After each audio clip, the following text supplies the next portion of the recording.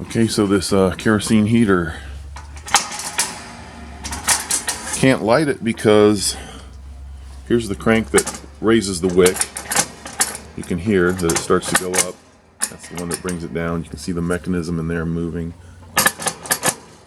The problem is it's supposed to go 2 or 3 turns and it won't go and it won't stay, so the wick is not rising up, so I can't light it if it's not raised up. And even if I could get up there temporarily, it would fall right back down and be out. Does anybody know how to fix this? It's winter time, and if the heat were to go off right now, this is all we have, and it's down.